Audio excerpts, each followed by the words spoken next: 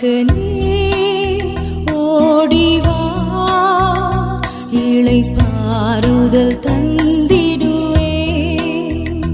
மகளே ஓடிவா, இளைப்பாறுதல் தந்திடுவே.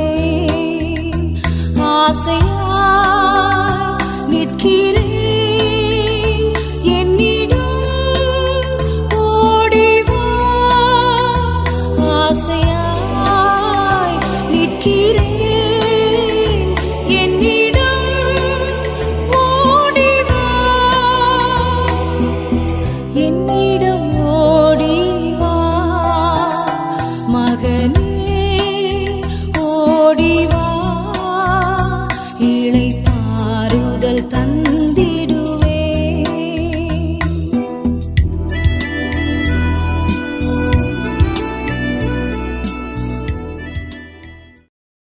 கர்த்தருக்குள் அன்பானவர்களே, அனுதினமும் கிறிஸ்துவுடன் தியான வேளைக்கு உங்களை அன்புடன் அழைக்கிறோம்.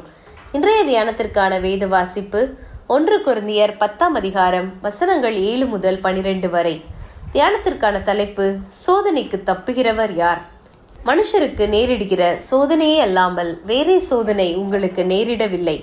1 கொரிந்தியர் 10:13. மனதிலே பலவிதமான பாரங்களை சுமந்து கொண்டு நம்மில் எத்தனை பேர் இந்த தியான வேளையில் உட்கார்ந்திருக்கிறோம்?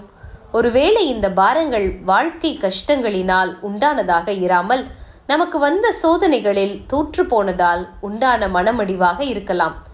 இனி நான் எழுந்திருப்பேனோ என்றதொரு சிந்தனை. இவை நம்மை மறைமுகமாக தாக்குவது உண்டான மனவேதனையாக கூட இருக்கலாம். ஆனால் இவை ஒரு மனுஷனுக்கு நேரிடக்கூடிய இயல்பான விஷயங்கள்தான். இதை பார்க்கிலும் நம்மை அதிகமாக பாதிப்பது என்னவெனில், நம்முடைய தோல்விகள் அனைத்தையும் மனதில் புதைத்து வாழ வேண்டியிருக்கிறதே என்ற எண்ணம்தான் அநேகருடைய மனதை அதிகமாக பாதிக்கிறது. இந்த பாதிப்பு ஆபத்தான விளைவுகளை கொண்டு வரக்கூடும். இது விழுந்து போன ஒரு உலகம். நாம் மாம்சத்தில் வாழ்கிறவர்கள். ஆகவே நமது வாழ்விலும் விழுகைகள் வரும் என்பதை முதலில் நாம் ஏற்றுக்கொள்ள வேண்டும். மலை உச்சிக்கு போன மோசே வர தாமதமான போது இதுவரை தம்மை நடத்திய கர்த்தரையும் மோசேயையும் மறந்துவிட்டு ஒரு கன்றுக்குட்டியை வார்த்து அதன் முன்னிலையில் புசிக்கவும் குடிக்கவும் உட்கார்ந்து விளையாடவும் எழுந்தார்கள் இஸ்ரவேலர். யாத்திராகமம் 32:6. மேலும் இவர்கள் புறஜாதிகளோடு தகாத உறவு வைக்க துணிந்து தேவனையே விட்டு பிரிந்தனர். என்னாகமம் 25 வசனங்கள் 1 முதல் 9 வரை. இப்படிப்பட்ட விழுகைகள் நமது வாழ்விலும் வேறு விதங்களிலாவது வராது என்று சொல்ல முடியாது. அதற்கேற்ப சந்தர்ப்பங்கள் சூழ்நிலைகள் அமையவும் கூடும். சோதனை நம்மை நோக்கி வருவதை நம்மால் தடுக்க முடியாது. சோதனைக்கு யார் தப்புவார்? ஆனால் அதற்காக நாம் சோதனையில் அகப்பட்டு மாண்டு போக வேண்டிய அவசியமே இல்லை.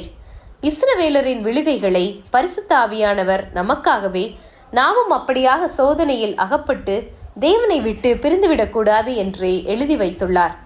இன்னும் விழுந்தாலும் விழுந்த இடத்திலேயே கிடக்கக்கூடாது என்பதற்கான எச்சரிக்கையாகவே எழுதி தந்துள்ளார். ஏனெனில் எகிப்திலிருந்து புறப்பட்ட அந்த சந்ததியில் கர்த்தரையே சார்ந்து நின்ற இருவரை தவிர மற்ற எல்லோரும் வனாந்திரத்தில் அழிந்து போனாலும் இஸ்ரவேல் சந்ததி கானானுக்கு சென்றது சரித்திர உண்மை.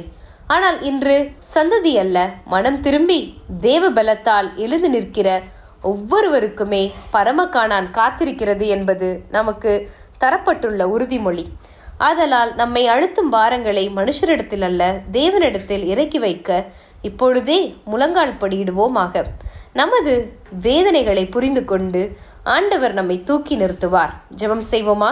அன்பின் ஆண்டவரே, எங்களை சோதனைக்குட் பிரவேசிக்க பண்ணாமல் தீமையினின்று எங்களை ரட்சித்துக் கொள்ளும். ஆமேன்.